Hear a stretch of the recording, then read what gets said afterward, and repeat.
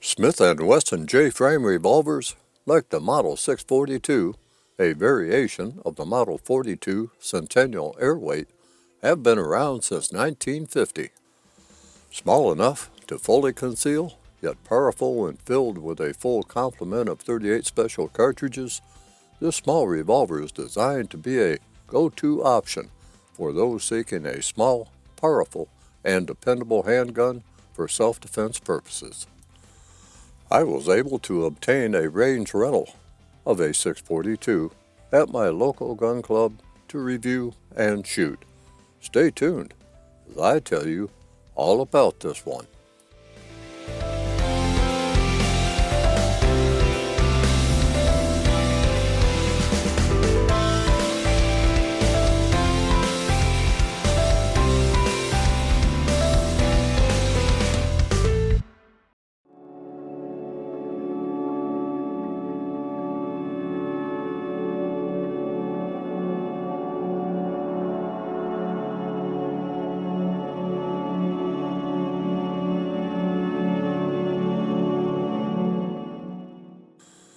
The Smith & Wesson Model 642 Airweight features a sleek, modern design with a matte silver finish. Its compact size and lightweight construction make it highly concealable, perfect for those who want a discreet self-defense option. The revolver's ergonomic design and textured polymer grips provide a secure grip, even in wet or sweaty conditions. The Model 642 Airweight's build quality is excellent, with a robust stainless steel barrel and cylinder that ensures reliable feeding and extraction. The aluminum alloy frame is lightweight yet durable, providing a solid foundation for the revolver's components. The enclosed hammer design prevents snags during draw, making it an ideal choice for concealed carry. I talk more about those features, but the basics come first.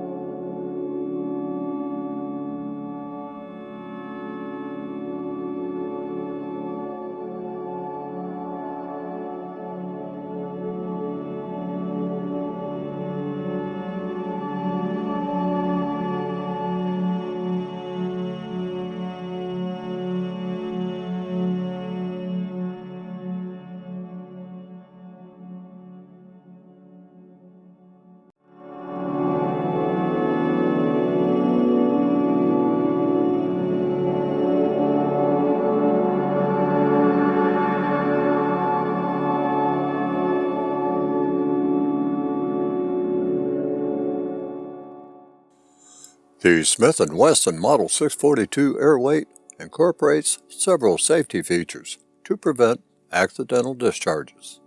Features like a double-action-only trigger, which requires a long, heavy pull for each shot, reducing the likelihood of accidental discharges. Internal locking mechanism, which allows the user to lock the trigger and cylinder, preventing the gun from being fired. Enclosed hammer design, which eliminates the risk of snags during draw and reduces the chance of accidental discharges. Let me present a little bit more. The Smith & Wesson Model 642 Airweight features a double-action only DAO trigger, which means the trigger must be pulled fully for each shot. This design simplifies operation and reduces the risk of accidental discharges. The trigger pull is relatively heavy and long, requiring some effort to operate. This helps ensure intentional trigger presses.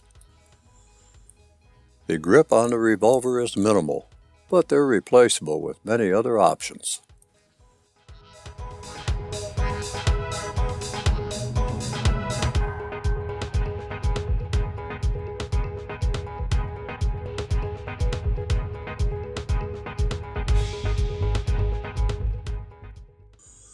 There are many aftermarket options, one of which should fit your needs. I can recommend the Altamont Company for fine wood grips, but if wood grips don't work for you, Hogue has numerous wood and molded rubber grips for the 642. The 642 is what's considered a round butt revolver, so you want to make sure you're looking for a round butt Smith & Wesson J-frame grip when grip shopping for this gun. The revolver's controls are simple and intuitive, with a cylinder release located on the left side of the frame. The Model 642 does not have an external hammer, making it snag-free and easier to conceal. The fixed sights provide adequate visibility for close quarters shooting, and I do mean up close and personal self-defense. 642 is far from being a target revolver. The double-action trigger on the 642 is surprising. It's heavy, but it's not so heavy that people have difficulty using it. If you are not used to shooting a double-action revolver, then it will be difficult. But then again, it's not unusable. If you plan to have this gun and not practice much, I would suggest trying to dry fire it periodically. Make sure you can successfully manipulate the trigger. As far as the trigger pull itself, it's just a smooth and consistent 9 pounds, 4.5 ounces pull to the rear, and with a rolling brake at the end. Now, as with most firearms, there are pros and cons.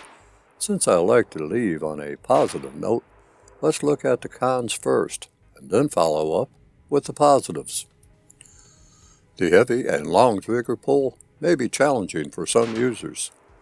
The short barrel limits accuracy at longer ranges. Limited capacity, 5 rounds, as compared to semi-automatic pistols, may put some people off. Some users may prefer a manual safety or external hammer. As far as pros, the 642 is lightweight and has a compact design, perfect for concealed carry. It exhibits a reliable and simple operation, ideal for those new to firearms. Powerful 38 Special Plus B cartridges for effective self-defense can be fired.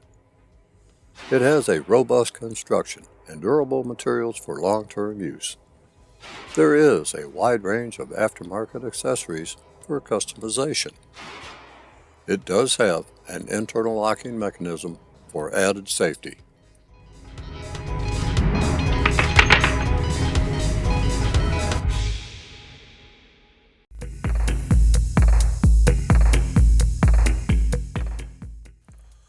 The Model 642's lightweight and small size will result in some felt recoil, especially for those new to revolvers or with smaller hands.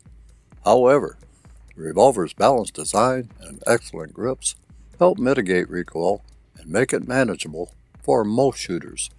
With proper training and practice, Smith & Wesson Model 642 Airweight can be an effective and reliable self-defense tool. I took 50 rounds of Magtech 158 grain FMJ flat nose ammunition today, and here's what happened. All shots were from 7 yards, double action only. Since it has an internal hammer, so no cocking. Sights on the 642 are almost non-existent and blend in with the finish. They were quite blurry to me, which had nothing to do with the revolver, but with my out-of-date eyewear prescription. The sights on the 642 are very lacking, to say the least. They're standard revolver sights, with the front sight milled into the barrel and the rear sight milled into the top of the frame. The sights work, but they aren't great, and they're not going to help you hit targets at a distance. But you are not likely to need them in an up-close encounter. You will be busy just pointing the piece to a likable target. You will have to pick ammunition that will shoot to what these sights are already regulated for. If you're planning to shoot this gun for accuracy versus using it as a belly gun, then you are going to want to spend some time trying different ammunition to see what shoots. Point of aim, point of impact. Some ammunition for consideration would be the old standby 4 years. Standard velocity, 158 grain, swaged, lead semi-wide cutter, hollow point. For those who would really like to get a kick out of this snubby revolver, along with an impressive amount of muzzle blast, you might consider Winchester, 158 grain, plus P, LSWC, HP. Sig Sauer, 125 grain, plus P, V Crown. Federal, 130 grain, HST. Super Bell, 90 grain, plus P. Spear Gold Dot, 135 grain short barrel personal protection. And finally, Hornady, 110 grain, FTX. Let's pick up on this brain session with the 642 and see how we are both doing together.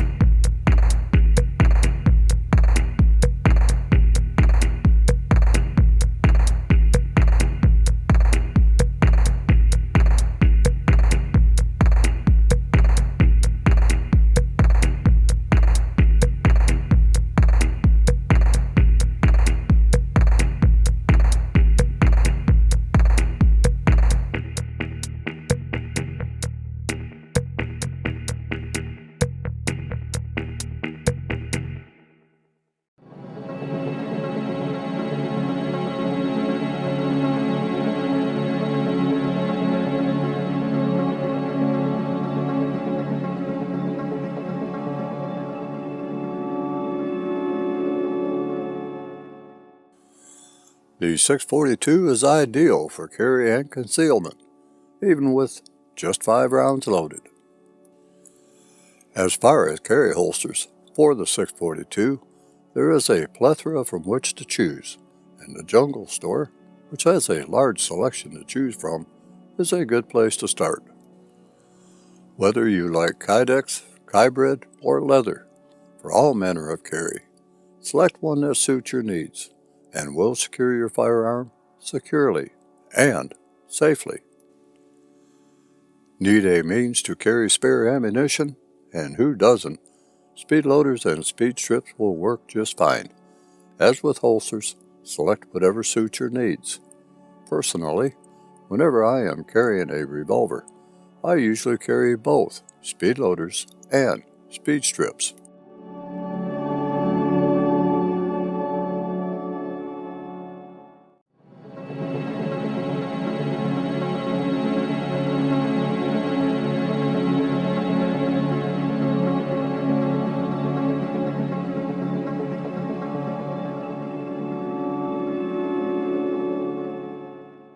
The Smith & Wesson Model 642 Airweight is an excellent choice for those experienced with firearms who are looking for a lightweight, reliable, and easy-to-use self-defense revolver. Its compact size, powerful cartridge, and robust construction makes it an ideal option for concealed carry. While the heavy trigger pull and limited capacity may be drawbacks for some users, Model 642's simplicity, safety features, and wide range of grip options make it a versatile and effective self-defense tool.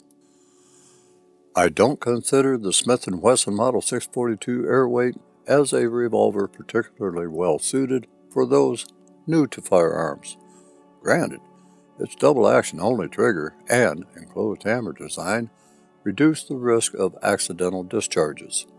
Its lightweight construction and excellent grips also make it a good choice for those who prioritize discretion and all-day carry comfort. But because of the felt recoil and muzzle blast, I would not consider it a newbie firearm. A heavier, more substantial sized firearm, chambered in .38 Special, would be a better starter firearm that, once mastered, could lead into a small frame, short-barreled firearm. Let's face it, being able to shoot this revolver is different from wanting to shoot this revolver. Dry firing a firearm is no substitute for live fire, and the 642 takes a lot of live fire to master.